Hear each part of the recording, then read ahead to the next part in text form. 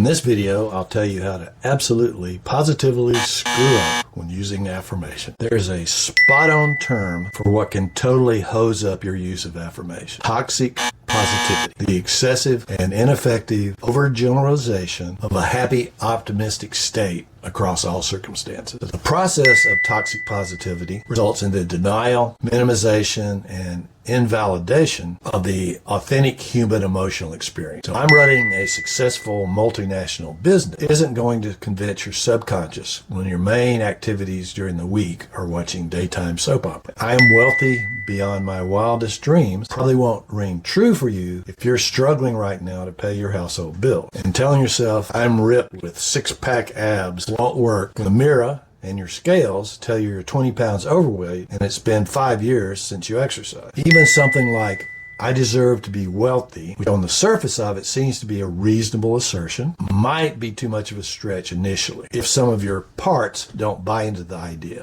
You have one or more limiting beliefs like you're selfish if you want to make a lot of money, or wealthy people are undeserving scum. In neuro-linguistic programming, the concept of part is the useful assumption that we consist of many subpersonalities, all under one skin. Each part is trying to reach its own goals, but there are often conflicts between the parts. If you tell yourself, I deserve to be wealthy, and some of your parts respond with bull, I'm a loser, I don't deserve to be wealthy, then repeating the affirmation to yourself can be hugely demotivating. And that's a potential stumbling block when using affirmation. People find an off-the-shelf affirmation that someone else recommends and that sounds great to them, but it is a bridge too far based on where the person is currently at. That is, they select an affirmation that some part or parts of them just won't and can't accept. One size does not fit all when it comes to affirmation. So one reason people select an affirmation that's not right for them is they think they have to be really out there and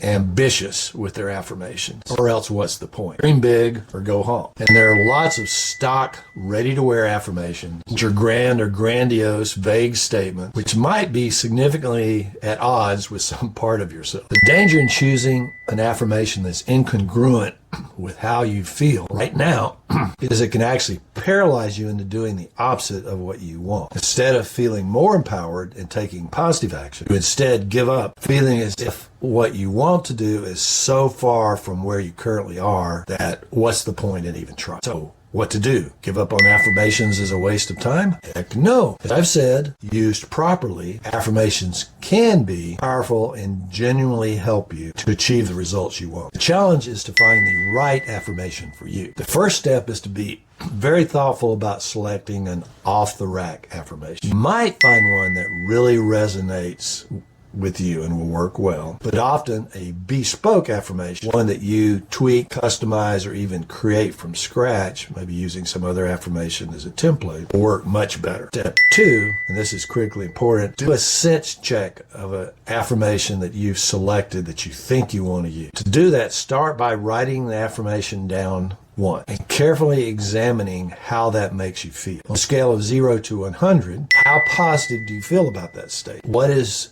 your degree of conviction that the statement is consistent with your... So write that number down on the first line. Then do it again. Did anything change? Did you get a back talk message from one or more of your unconscious or subconscious parts telling you why the assertion is wrong or partly wrong? If so, write that down. Then write the affirmation again, do the sense check again, and write down the reaction again. Repeat this until you've written down the affirmation and the reaction 10 times. If you're getting a number under 50, this affirmation will not work for you right now. Trying to force feed the affirmation to yourself is not going to be effective. Either discard it or reword it so it becomes much more believable for you. In my next affirmation video, I'll walk you through how I work with and customize affirmations so that they are best fit for me. Subscribe to my channel for all the coming great videos on affirmations and meditation. Om shakalaka. So have affirmations ever work for you? Please post and let us know. If you have a specific affirmation that's your very favorite, it would be great if you could share that with us.